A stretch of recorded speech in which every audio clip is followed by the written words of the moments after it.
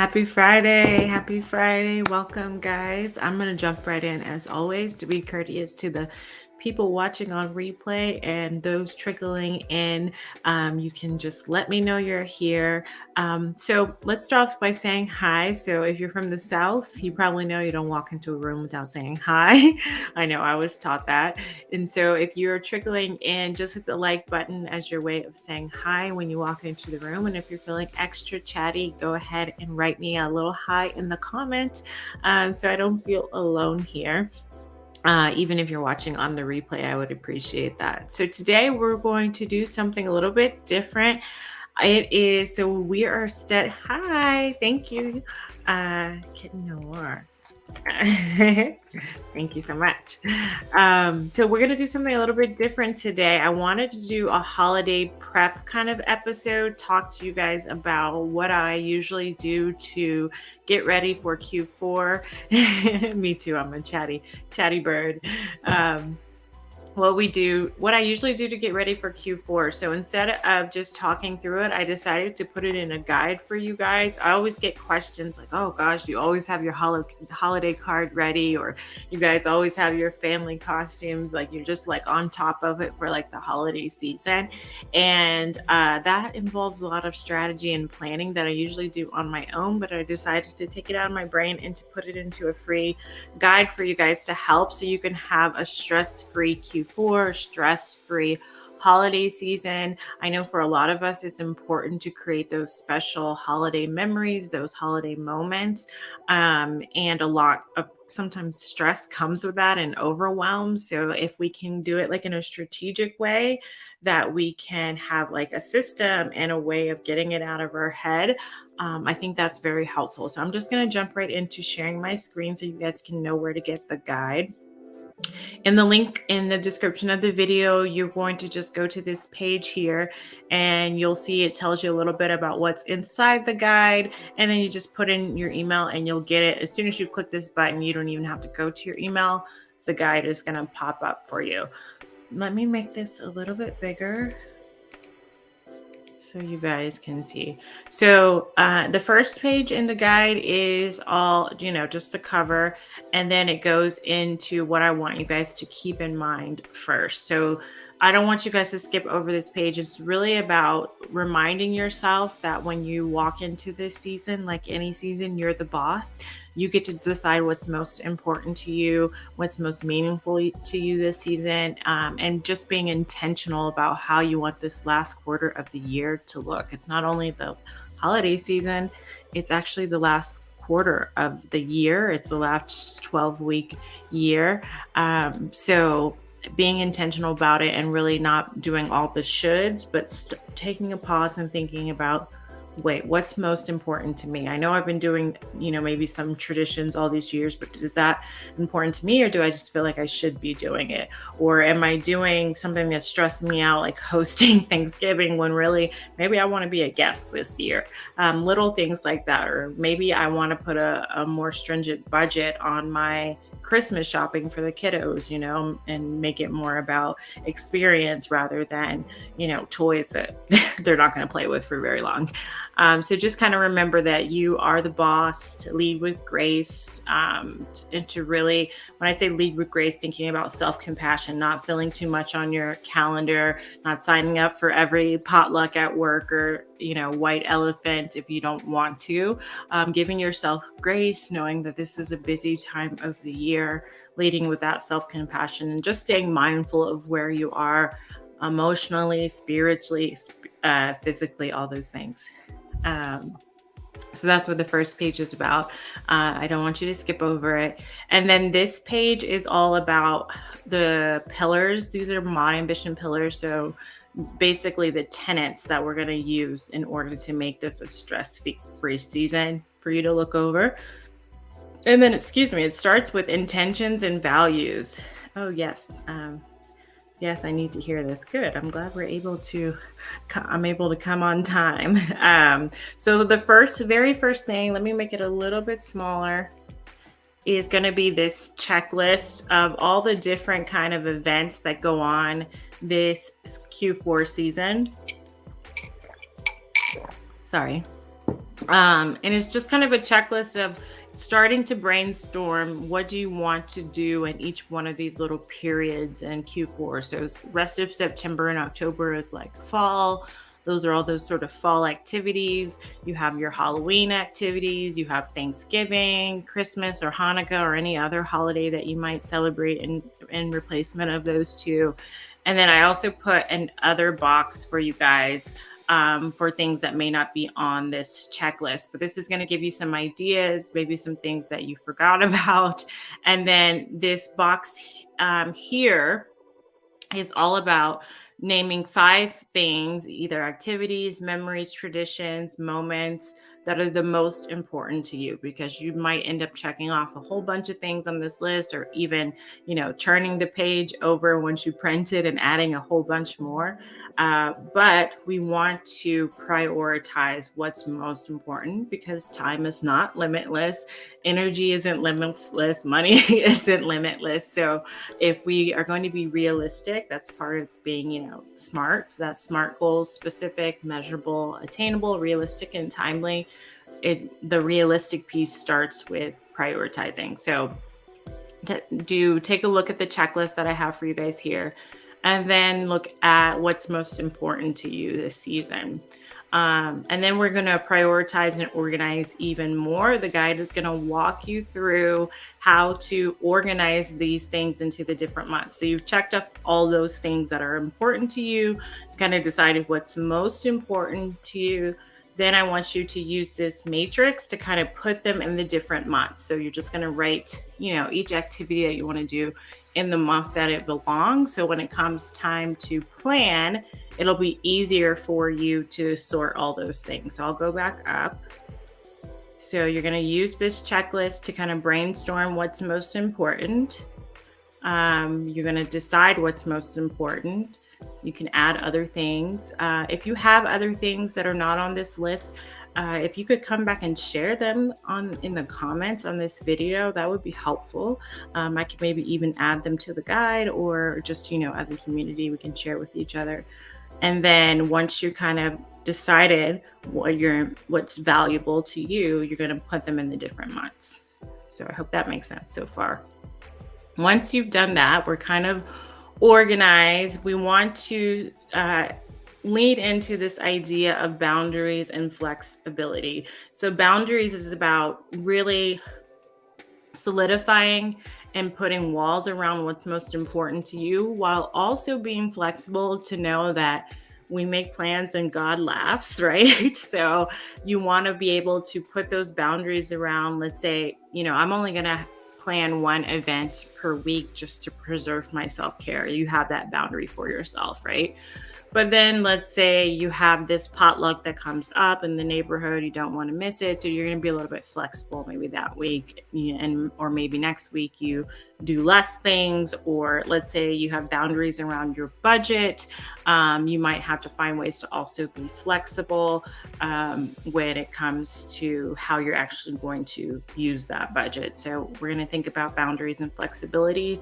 I have some prompts for you guys to think about that. This is, again, I think one of those things type A people might skip over because you are just want to get about the doing and the strategizing.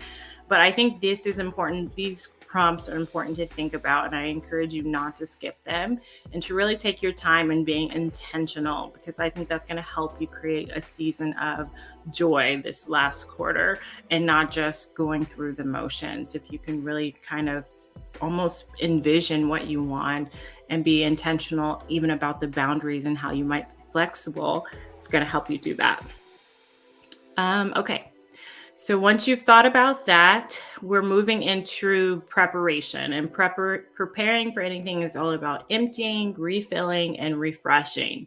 Those are sort of the pillars that we're using. So the empty piece is to, before you grab your planner and start putting things into your planner, is to really think about what do you want to get rid of, what no longer serves you. So this could be traditions that you're just doing because social media told you got to do Elf on the Shelf, but maybe you decide, I don't want to be running around my house each night moving a toy. Or you used to do something when you were younger, but you don't want to do that anymore. So thinking about what you might get rid of, taking off of your plate. And that also goes for your physical things as well, kind of before you decorate for fall, before you decorate for Christmas, if that's what you celebrate, going through your decorations and kind of getting rid of things that are no longer fitting your style, no longer fitting how you want to show up. And kind of before you buy anything else, kind of declutter so you're not just adding clutter on top of clutter, if that makes sense. So you're going to do that mentally and physically. So that's empty. Then you're going to refill, which just means starting to prepare. So it's going to be time to schedule. You want to grab your Mod Ambition planner or whatever planner that you use, and you're going to start inputting what you decided is most valuable into your calendar. So you decided what was most valuable. You put it in those matrices, that matrix, of the months, and you're going to start putting that into your calendar so that you don't lose track of it. And so one of the great things about the Mod Ambition Planner is it has quarterly, monthly, weekly, daily planning pages. So you can get really granular so you don't miss anything. Let's say if you just put it on the month, but then you forget to do it in your day-to-day, the Mod Ambition planner kind of keeps you on track.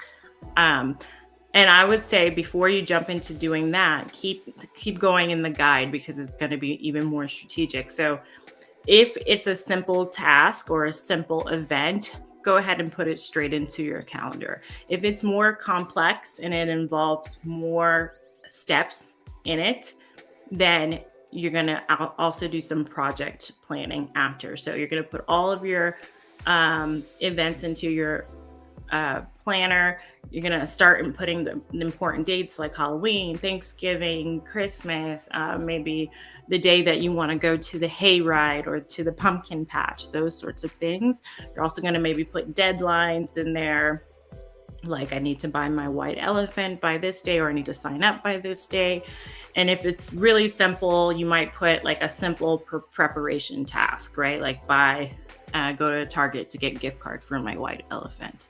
And then again, like I said, if it's more complex, we're going to use the project pages. Let me read this comment. Sheila said, it would be nice to have a section without a title. For example, I'm not in the US, so Thanksgiving is not applicable. But in Spain, we have 3 kings. Oh, I never heard about that. Actually, have I heard about 3 kings? Is that something where you put something in a cake? So a blank section would be useful. Yes, I have a small blank section, but I can modify this. I think that's a really good idea on the checklist because it only has 3 spots for other. Maybe like combine this and put a taller section could work. That's a really good idea. And I know I miss things like Kwanzaa, things like that. So yeah, 3 lines is probably not enough. Okay, so let's get into the projects, how you're going to break those down so they're not overwhelming and stressful. So you're going to list all the related tasks and reminders for more complex projects and add them to your planner. You're going to analyze each project you want to do and write down each step in the preparation process up until that event or the deadline. So the first page I have here is of examples of what that might look like. So I have the examples, but then I also have a lot of blank cards for you to use that you can just print out for various projects that you have. So let's go through some of these examples so it can make sense. So on that top line, maybe I make this a little bit bigger so you can see that. Okay, and go over. And can I move this? Yeah, okay, cool. So the top line, you're gonna put the actual project event that you want to break down. And this just kind of helps you get it out of your brain. And then on the right side, you're going to have the due dates. And you might also in the top line want to put the actual date or deadline, like I did in that second example. And then under it, you're going to write down all the tasks that are involved to getting you to that gray line in the white section, and then their corresponding due dates. So for this one, we want to have matching family Halloween costumes. This is usually the timeline that I follow. So I just put it in here for you guys. Ask kids what they want to wear this year. So I asked Layla, initially they said they wanted to be pumpkins. I know because they're toddlers, they'll change their mind. So ask them again, what do you want to be this year? They want to be Lightning McQueen from Cars. So I ordered all the car stuff. Me and JV are going to be the pit crew, and they're going to be the Lightning McQueen. Okay, so then we ordered the Halloween costumes by September 15th. I wanted to do that so I can check that everybody's costumes fit. This year it wasn't as big deal because me and JV are just wearing t-shirts, but we're usually the ones we want to make sure it looks right on. And then if not, you have to return it and then get it back. And Halloween costumes I ordered from Amazon run out really quickly. So I wanted to also be able to get it, still have it available if I needed to return it. So that's why I ordered them so early. And then take family Halloween photos before the kids get dirty. So the kids also wear their costumes to school. So I just wanted to remind myself that morning to get pictures, because for me, that's like part of creating the memories, is actually having the photos to remember them. So that's one example that how you break that in. And then I would take all those dates on the right and I would put them in my weekly planning pages as well as my monthly. And then when I'm planning day to day for that week, I would put it on the day that I want to do it. So you can decide. You can either just put it in the monthly pages and just reference that in your day to day, or you could also put it in the other pages as well.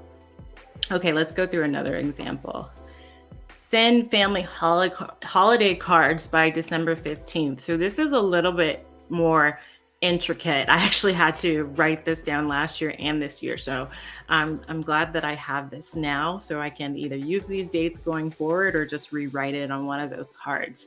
But I want to send our cards by the 15th, meaning put them at the post office by the 15th so people start getting them around Christmas and before the new year. So that means on October 1st, I need to decide. The way I actually did this was starting backwards. So maybe we'll do that here. So if I want to drop the cards off at the post office, they need to be printed and labeled and addressed by December 10th, which is my birthday, which means that we have to pick the photos and order the cards on Shutterfly by November 15th, because they took a while last year from Shutterfly to actually get here, and the year before. So I gave myself, like 25 days to actually pick the photos. So once I pick them, I actually do some editing, and then to make the card on Shutterfly, and then to order it. And then Shutterfly takes about a couple weeks. So 25 days, give or take, is good enough. That means we have to conduct the photo shoot by November 1st. I would actually do this prior, but because our Christmas tree is going to be in the photos this year, I don't want to put up the tree in October. So I think we're going to put it up November 1st, which is still like super early. But I rather do that than spend money on a location or try to do it outside, which we've done outside once before too. But it's just more gambling, because you don't know the weather is going to be snowing, all those things. So that means if I want to take the picture by the 1st, I need to book the photographer by October 15th, order everyone's outfits, which I've already done, by October 2nd, and decide on the theme kind of like right before I order the outfits. And this year we're doing like a formal green theme. So that's something that's really important for me. Me and my husband have been doing holiday cards since we got married, before we had kids. So that's one tradition that we've kind of implemented as a family. So it's important for me to kind of think it through. Then the last project that I have broken down as an example is hosting Thanksgiving dinner. So I will not be, last year I cooked for us, just my little family of like very easily pleasing toddlers. They had we had lobster mac and cheese, and like I ordered the ham from I think it's Bob's Burgers, and I made the dressing, and we might have had some green. Oh, I did broccoli and cheese casserole. So it was pretty easy, and we had lots of leftovers because it was just me, my husband, our kids. And I've never hosted for like other people, but this is what I would imagine you would kind of want to do, just to give you some ideas before Thanksgiving. So you're going to make the guest list, you're going to plan the menu and the grocery list. You're going to send food assignments because hopefully people are not just going to come empty handed. You're going to order your turkey or ham if you don't cook it. I'm new school, so I don't cook mine. Well, I warm it up, but to get it smoked or whatever. You can plan or buy your tablescape and your decor that you want to set up for your Thanksgiving. Then obviously buying the food that week and then cleaning the house the day before. And it really helps to get this all out of your head, put it somewhere on paper. I'm a pen and paper kind of girl. You could also just, if you're like more of a Trello person or an Excel person, put this in a spreadsheet and then like use reminders in your calendar. That wouldn't work for me, but I know everybody's brain is different. But I would like to just then take that, put it in my planner, and then I don't even have to, after I do this, I don't have to even think about it. I just have to follow my planner, which is my planner is the boss of me. So that works for me. So essentially, that's it for the projects. And then you have lots of cards depending on if you make mistakes or if you know, have a lot of things going on, like moms or just busy ladies.